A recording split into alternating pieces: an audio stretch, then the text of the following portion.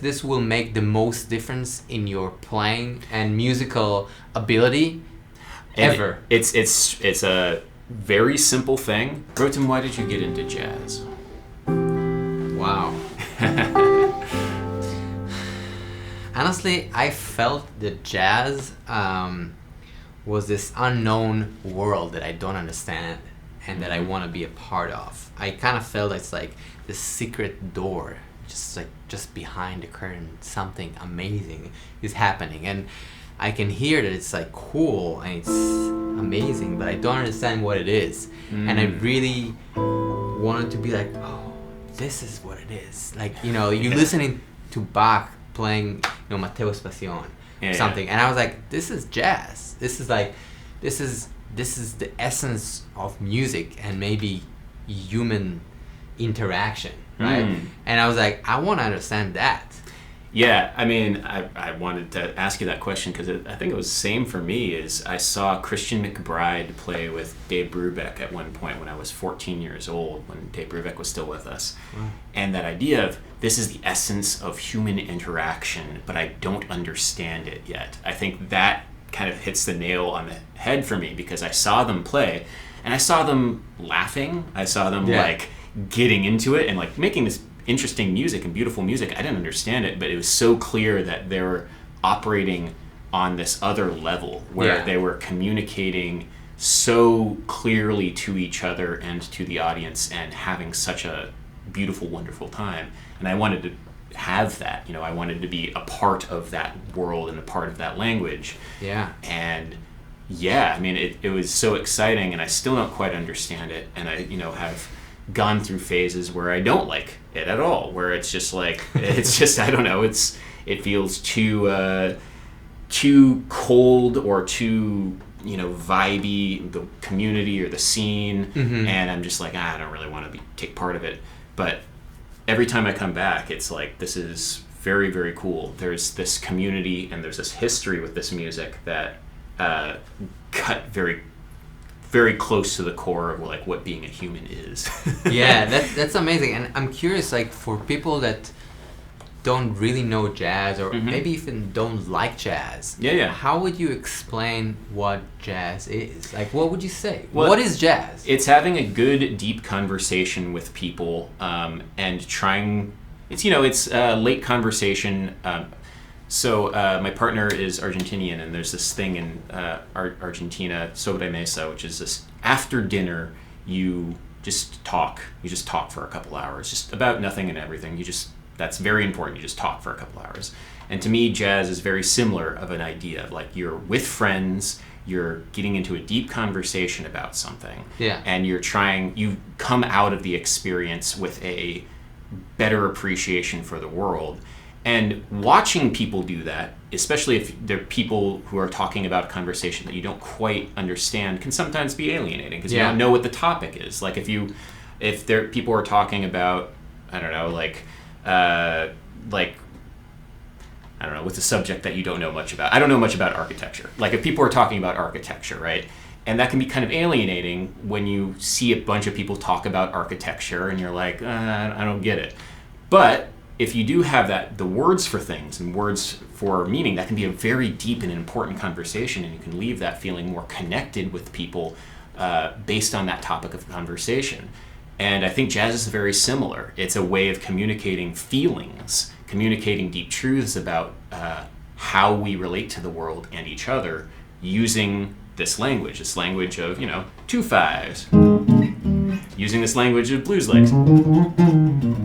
Like that, those are the building blocks, but we use those building blocks in conversation, and I think that's cuts the root of why I like it.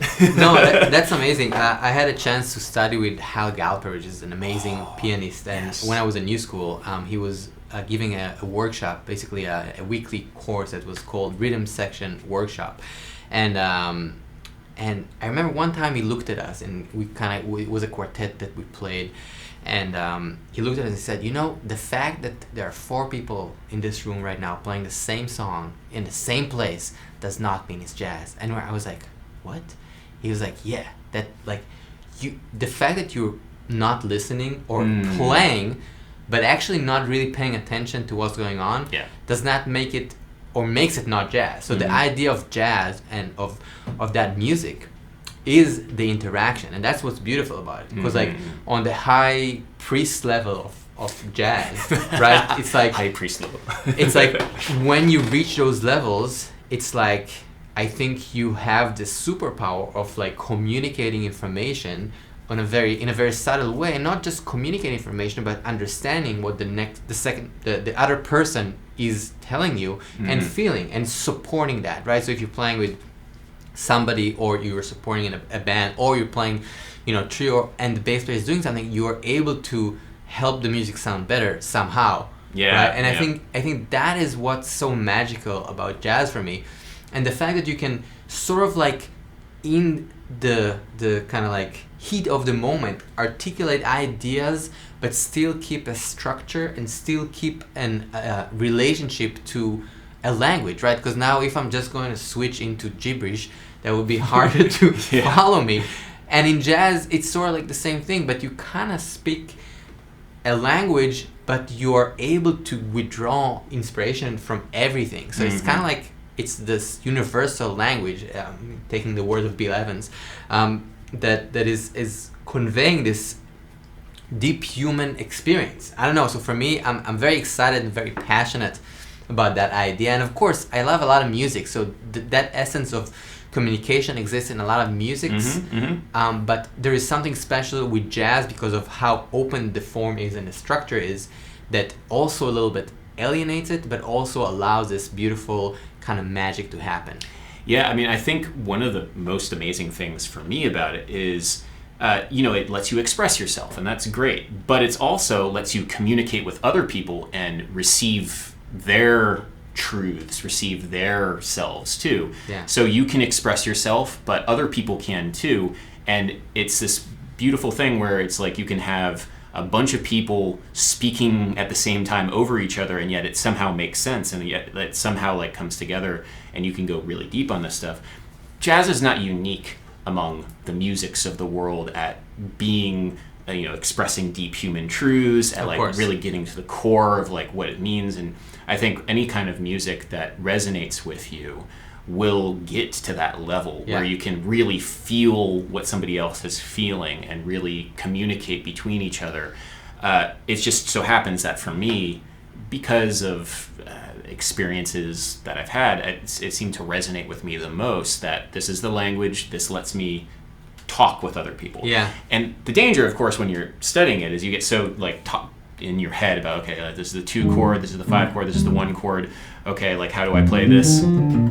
Like how do I play all this stuff? And then you get so inside your head and so focused on what you're doing that you forget to have the conversation with other people, Right.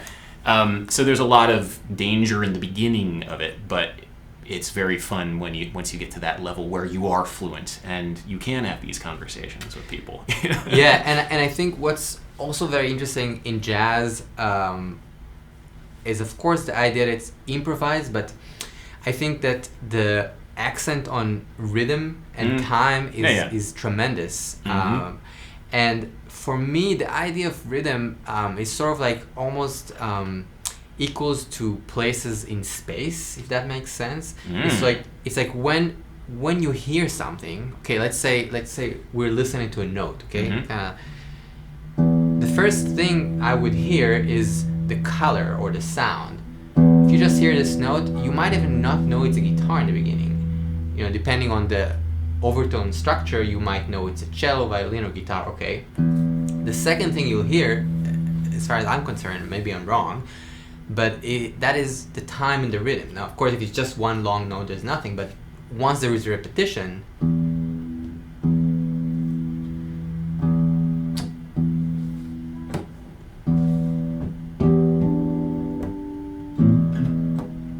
there is yeah, totally. Video number 1.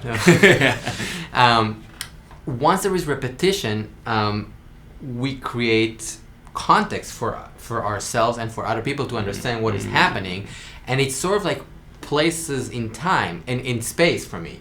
this rhythmic idea. I'm saying like this is here and this is here, and you kind of see the repeated element and you can relate to it. Does that make sense? Yeah, and so you have a visual place, like you're placing this time. I mean, we think of like the 4 dimensions. There are the 3 spatial dimensions, and then time is the 4th dimension. For like relating this to physics. Yeah. But I do feel that rhythm has a very spatial element to it, and when other people are talking with you, a good way of thinking about this is how you get different people walking in time, like next to each other. How you like sync your feet together is a big thing, you know. Like how do you sync other people into physical space with you? How do you dance with other people, you know? Yeah. I mean, jazz music originally was a dance music, so like its relationship to the body and then places in time, I think, is a very important part of it too. Yeah, that's cool.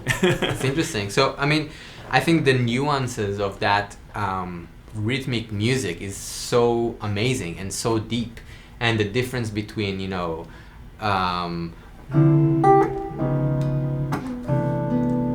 and like the little thing, like, you know, that like triplet feel, it's like accented, and all these things are super subtle, and it just like, as listeners you're like, oh, whatever, jazz, and I'm like, no, wait, it's like, it's kind of like saying like, ah, whatever, like black and white painting. I'm like, well, no, I mean, you have like Van Gogh is, you know, sketching something, and you have you know, whatever, I don't know, Modigliani that's sketching something, and it's a completely different concept of reality. And I'm like, yeah, it's they're both a sketch, but it's not comparable in a way. Well, one of the things that I think for me is important for listening to jazz and for playing it too is the more you get into it, the more you can listen to those nuances of time. And I think that's the exciting thing when you listen to classic jazz recordings, is every rhythm section has a very different feel. And that to me, like, is a big part of the sound, and the characteristic of it is how those different elements come together, and like maybe one person is slightly on top of the beat and one person is slightly behind the beat, and like feeling. What does that mean? Sorry. Well, that's a philosophical question. One person is slightly ahead, playing every quarter note ever so slightly ahead of other musicians in the ensemble. Like Elvin Jones is famously very, very like on top, like very, and same thing like Tony Williams too, just like. Think about it. Just for me, what helps is really visualizing. If this is the core of the beat, like there's a pulse, 1, 2, 3, 4, 1, 2, 3, 4, 4 beats. So let's say this is the core of that 1, 2, 3, 4. So I can be right on it. 1, 2, 3, 4. I can be like just a little bit ahead, behind, sorry, or ahead, and that will give me a different kind of feel. It's a feel, because it's so subtle. It's really hard to even like replicate.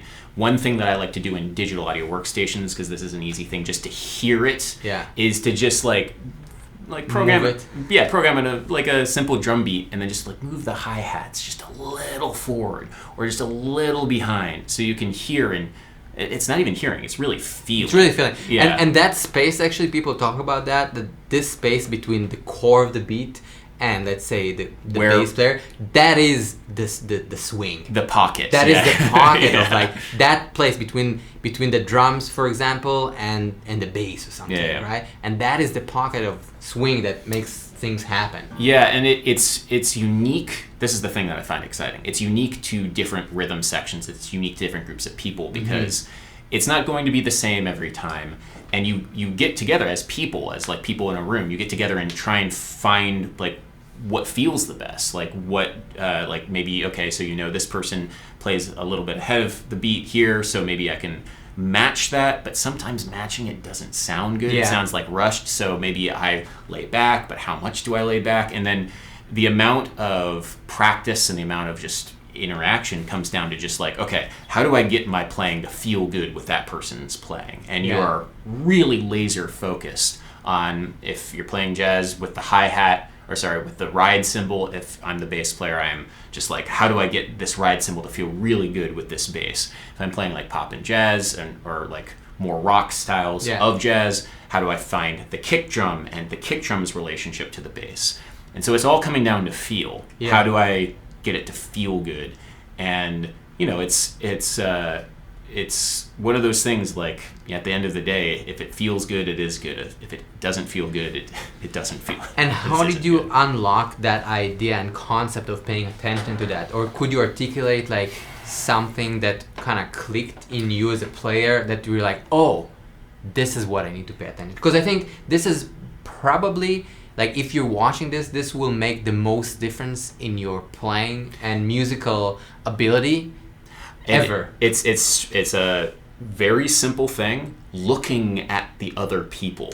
And this is something that I've gone back and forth and learned maybe relatively recently. Eye contact is very useful, but literally, if you're playing, look up from what you're doing. And there's something about that shift in focus that makes you focus on what other people are doing. Because, for me, I it's so easy to be like, okay, here we go. I'm going to do my scales and I'm kind of listening. Yeah. But it definitely helps to turn the focus away from what you're doing and focus on what other people are doing. And that helps for me. I mean, there's other ways of doing this, but like the point is to try and not make it about you, even though you are the person doing the thing. Yeah. The point is to make it about how that person fits within what you're doing. Yeah. Like even if you're soloing, even if you're like the lead voice, like how does my place fit within this wonderful puzzle here? And by like just literally looking up, it helps a lot. And I'm the worst at this. I will be like this all day, every day, but it definitely helps a lot for me.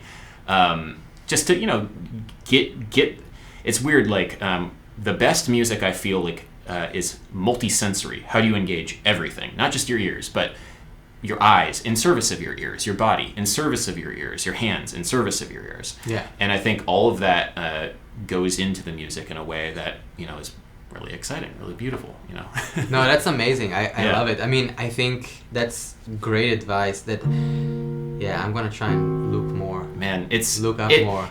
It helps a lot. Yeah. Like, and it's scary too, because when you look in the eyes of somebody else, it's very intimate, and it's like, whoa, wait a second, hold on, wait a second. But it's also then the great moments you realize that you are not focused on this. You're not focused on something small, which is just yourself. You're focused on everything that's going around, and like you said, your experience with Hal Galper, it's like there are 4 people playing the same song at the same time, but that's not what jazz is. The jazz is when there are 4 people who come together in one sound. Like they can come together in one sound, and that's really awesome. I love string quartet music, by the way. Like huge fan of just watching. What's your favorite? I like the Bartok string quartets. Nice. Yeah, they're great. But that's a very normie jazz opinion to I have, mean, by the way. Ravel and the Ravel and the WC. Yeah. They're great. But like, I love watching a great string quartet breathe together. You like, and then they do. Oh, so good. It's so good. I love watching that because they practice. Yeah. I love when people practice together and like work out those details. But like a good jazz band is very similar, where you can tell that there's emotion together. You can tell that there's breath together. Even in the midst of like the most chaotic solo, you can tell like everybody, just in their body language, everybody's arriving at the same place, and that's very exciting. Totally. That's amazing. Yeah. Wow, amazing. What was the name of this video? We just started talking about jazz. Amazing. But this is called Jazz. Jazz. I think the name of the video, I think it just asked you a question like, why did you like jazz? Yeah. And there you have it. Why do we like jazz? Why do we like jazz? Why? Just that could be a good name for a video. True. Why jazz? Why jazz? Jazz, why? Thank you everybody for tuning in. This is Adam Neely, and see you very soon. Peace out.